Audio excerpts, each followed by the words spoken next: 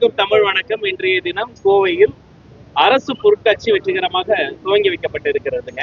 32 ஸ்டால்கள், அரசு செயல் திட்டங்கள், சிறப்பு திட்டங்கள் குறித்த விவரங்கள், ராட்டினங்கள், உணவு கூடங்கள், பொழுதுபோக்கு மட்டுமல்ல சமூகத்தை பழுது பார்க்கக்கூடிய சிந்திக்கக்கூடிய பல விசேஷ அமைப்புகளும் கொண்டு பிரம்மாண்டமாக இன்றைய தினம் அரசு பொருட்காட்சி தொடங்கி வைக்கப்பட்டிருக்கு. அது மட்டுமல்ல, இன்றைய தினம் இந்த மேடையில் வைத்து சற்றொப்ப 4 கோடி ரூபாய் பெறுமதியான பல்வேறு நலத்திட்டங்கள், பெட்டகங்கள், அடையாள அட்டைகள், பட்டாக்கள், மருத்துவ உபகரணங்கள், மக்கள் நலன் சார்ந்து பிற்படுத்தப்பட்ட, ஒடுக்கப்பட்ட, ஆதி திராவிட, அனைத்து சமுதாய, இஸ்லாமிய பல்வேறு வகையான மக்களுக்கும் பல உதவிகளை செய்யக்கூடிய ஒரு பொன்னான வாய்ப்பு கிடைத்திருக்கிறது. இந்த அரசு பொருட்காட்சி இவ்வளவு கச்சிதமாக, இவ்வளவு சிறப்பாக, இத்தனை நலத்திட்டங்களோடு நடப்பதற்கு காரணமாக இருக்கக்கூடிய மாண்புமிகு தமிழ்நாடு முதல்வர் அவர்களுக்கு இந்த நேரத்தில் நாங்கள் நன்றி தெரிவிக்கிறோம். தமிழ் மொழியில் கூடுதல் கவனம் செலுத்தக்கூடிய நம்ம சூழல நேற்றுக்கு சிங்கப்பெண் திட்டத்துல ஏஐ வீடியோ போட்டுருக்காரு. அது நிறைய இடங்கள்ல தமிழ்ல பிழை ஏற்பட்டிருக்கு. அது கவனக்குறைவு எடுத்துக்கலாமா? அதிகாரிகள் கவனக்குறைவா? அமைச்சர்கள் கிட்ட வரதே இல்லையா? அது மறுபடியும் ஒரு கிராஸ் செக் பண்றதுக்கு வரது இல்லையா சார்? என்ன நடந்தது? உடனடியாக சம்பந்தப்பட்ட காவல்துறைக்கு தொடர்பு கொண்டு இது ஆர்டிபிஷியல் இன்டெலிஜென்ஸ் பண்ண ஒரு எரர், மேன்மேட் எரர் கிடையாது. இருந்தாலுமே இனி எந்த ஒரு ஆர்டிபிஷியல் இன்டெலிஜென்ஸ் இன்டியூஸ்டு ப்ராடக்ட் வந்தாலுமே, அதாவது காணொலிகள், கேட்பொலிகள், வரைபடங்கள் எதுவாக இருந்தாலும் கட்டாயமாக தமிழ் வளர்ச்சித்துறையிடம் கலந்து ஆலோசித்து அதன் பிறகு வெளியிட வேண்டும் என்று நாங்க ஒரு ஆலோசனை கொடுக்கப்பட்டிருக்கிறது. இனி இது மாதிரி நடக்காம நம்ம மன்னார்குடியில கார் மோதி 4 அரசு பள்ளி மாணவர்களும், பொலியூர்பேட்டையில கார் மோதி 2 அரசு பள்ளி மாணவர் இறந்திருக்காங்க. இது என்னன்னா, பெரும்பாலான நேரங்கள் காலை நேரம், மாலை நேரங்கள்ல பள்ளி மாணவர்கள் போறதுக்கான வசதி பெருசா இல்லை. பள்ளி மாணவர்களுக்கு ஏன்னா பாண்டிச்சேரி மாதிரியே ஒரு பிரைவேட்டா சிறப்பு பேருந்து ஏதாவது வாய்ப்பு. மன்னார்குடி திருவாரூர் மாவட்டம் அருகே பள்ளி முடித்து வீடு திரும்பக்கூடிய சூழலில் 3 அல்லது 4 மாணவர்கள் தவறான செய்தி அறிந்து நான் நெஞ்சு முடிந்து போனேன்.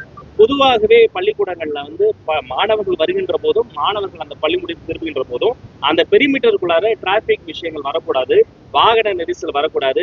தன்னார்வலர்கள், ஆசிரியர்கள் மற்றும் போக்குவரத்து காவல்துறையோடு ஒரு ஒன்றிணைந்த கொலாபரேட்டிவா பல விஷயங்கள் பண்றோம். இன்னும் அதை தீவிரப்படுத்தியிருக்கிறோம்.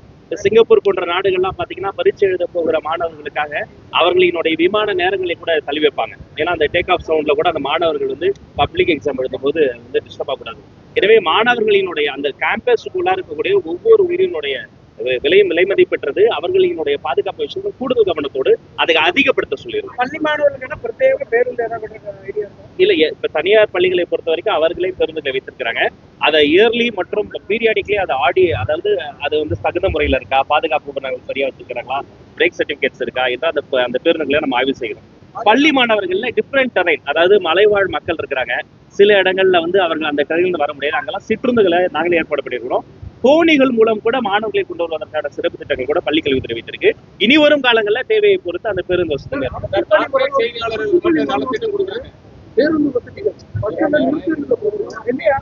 இல்ல. இன்னொன்னு சொல்லிக்கிறேன், இடிச்சுக்காம பரவாயில்ல, நம்ம சகோதரர்கள் இடிச்சுக்காம இல்லைங்க. மாண்புமிகு அதாவதுங்க, நம்முடைய போக்குவரத்து துறையை பொறுத்த வரைக்கும் பல்வேறு சிரமங்களுக்கு மத்தியில் மிக சிறப்பாக செயல்பட்டு இருக்கிறாங்க. ஒரு அன்பு வேண்டுகோள் என்னன்னா, அங்க இருக்கக்கூடிய பேருந்து ஓட்டுநர்கள், நடத்துனர்கள் எங்களுடைய மாணவ மணிகள் வருகிற பொழுது கூடுதல் கனிவோடு நடந்து கொள்ள வேண்டும். தமிழ் வளர்ச்சி துறையில பல்வேறு ஸ்காலர்ஷிப் வாங்கக்கூடிய மூத்த தமிழ் புலவர்கள் இருக்காங்க.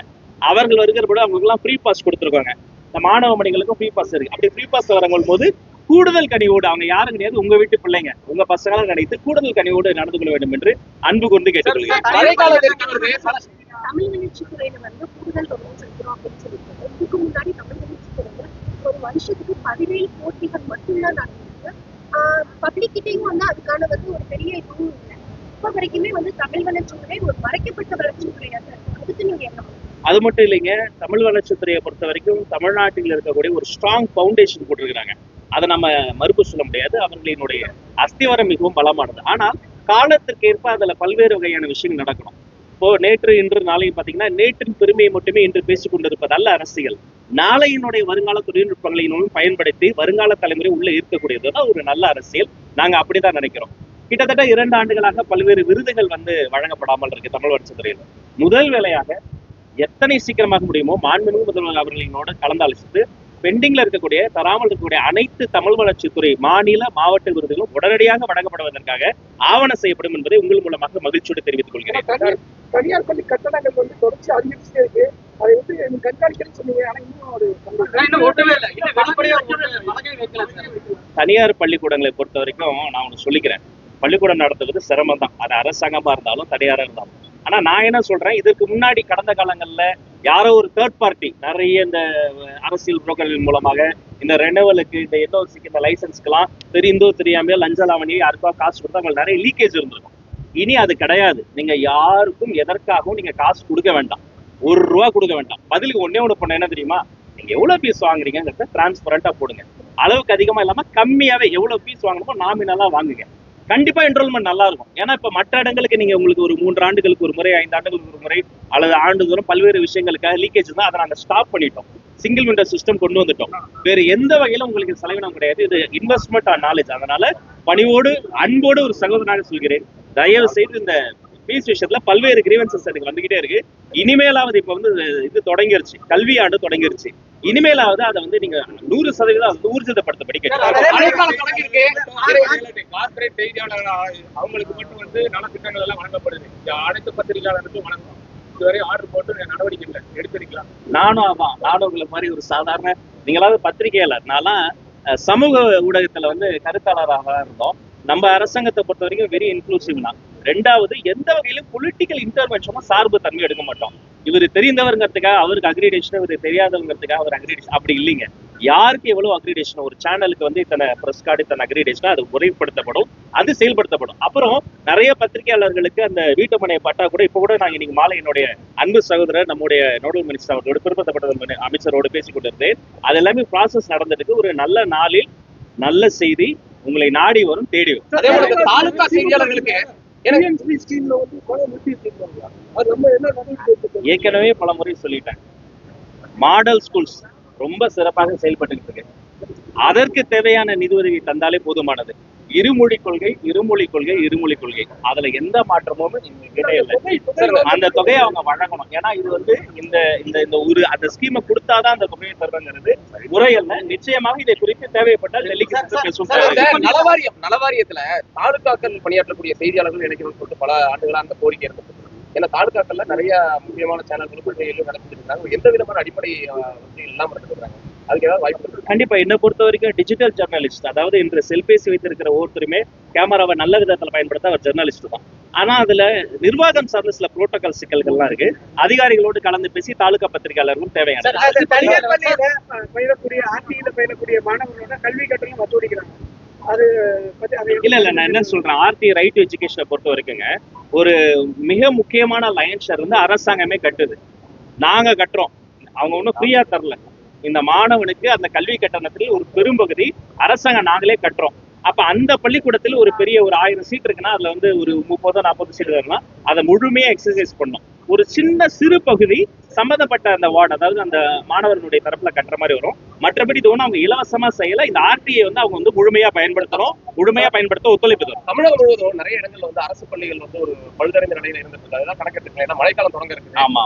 இந்த பள்ளிக்கூடம் தொடங்கறதுக்கு முன்பே நான் முதலில் கையெழுத்திட்ட முதல் கோப்பே அனைத்து பள்ளிக்கூடங்களிலும் கழிப்பறை, வகுப்பறை மட்டும் கிடையாது, கழிப்பறை. அதாவது கதவு இருக்கணும், அது கூட்டக்கூடிய கதவா இருக்கணும். பெண்களுக்கு பல பிரச்சனைகள் இருக்கு, அது இல்லாத விஷயத்தை என்ஷூர் பண்ணணும். குடிநீர் வசதி என்ஷூர் பண்ணணும். இந்த ஆய்வுகள்லாம் முடித்த பிறகுதான் நாங்க வந்து ஸ்கூல் ரீஓப்பனே பண்ணோம். அதுல we are very conscious. அது மாதிரி அங்கொன்றும் இங்கொன்றுமா யாராவது இந்த அவங்களுடைய செக்யூரிட்டியில காம்ப்ரமைஸ் ஆனாங்கன்னா நம்மளை பொறுத்தவரைக்கும் 0 டாலரன்ஸ். அவங்க யாராக இருந்தாலும் சரி, குழந்தைங்க விஷயத்துல கடுமையான நடவடிக்கை பாய்க்கும். சார், அரசு பள்ளிகள் பாத்தீங்கன்னா கடந்த அதிமுக ஆட்சியில வந்து ஆங்கில வழி கல்வி முறை கொண்டு வந்தாங்க சார். அதுக்கு வந்து தமிழ் அறிஞர்கள் கடும் எதிர்ப்பு தெரிவிச்சாங்க. ஏன்னா ஆங்கில வழி கல்வி அறிமுகப்படுத்தும் போது பாத்தீங்கன்னா அவங்க தமிழ் சரியா படிக்க முடிய மாட்டேங்குது, அரசு பள்ளியில ஆங்கிலத்துல சொல்லிக் கொடுக்குற அளவுக்கு அங்க உரிமை இல்லை அப்படிங்கிறாங்க. ஸோ இதெல்லாம் பாத்தீங்கன்னா தமிழும் ஆங்கிலமும் சரியா இருந்த ஒரு பிரச்சனை தொடர்ந்து நீடி வருகிறது. ஒரு தலைமுறையா வந்துட்டாங்கன்னா தமிழ் அறிஞர்கள் தான் சொல்றாங்க. ஸோ இது மறுபடியும் வந்து தமிழ் வழி கல்வி மறுபடியும் அரசு பள்ளிகள் கொண்டு வரப்பட முடியுமா அப்படிங்கிறது ஒரு கொஸ்டின் வைக்கிறாங்க. ஒவ்வொரு குழந்தைக்கும் தாய்மொழி முக்கியம்ன்றது, அந்த குழந்தைக்கு எந்த மொழி தாய்மொழி அது முக்கியம். வீட்டில் உறவுகளோடு பேச தாய்மொழி தமிழ் மொழி, உலகத்தோடு பேச ஆங்கில மொழி. ஆங்கில வழி கல்வி திணிப்பதின் மூலமாக அந்த குழந்தைக்கு ஏதாவது இடையூறு வந்தால் அதை நாங்கள் பொறுத்துக் கொள்ளப்பட்டோம். அதே சமயம் அந்த குழந்தைக்கு ஆங்கிலம் கற்றுக்கொள்ளக்கூடிய ஒரு வாய்ப்பு தேவைப்படுகிற பொழுது நம்ம அதை வந்து எதுவுமே சொல்ல முடியும். நான் ஆங்கில வழி கல்வியில தான் படித்தேன். ஆனா தமிழ் என்பது எனது மதம், தமிழ் என்பது எனது ரத்தம், தமிழ் என் பேச்சு, தமிழ் என் மூச்சு. தமிழ் தான் தமிழக வெற்றி கழகத்தினுடைய இந்த சர்க்காரினுடைய அடிநாதமே, பிறப்புக்கும் எல்லா உயிர்க்கும். ஆனா கோவை மரியாதையான ஊர் அப்படின்னு சொல்லி சொன்னீங்க.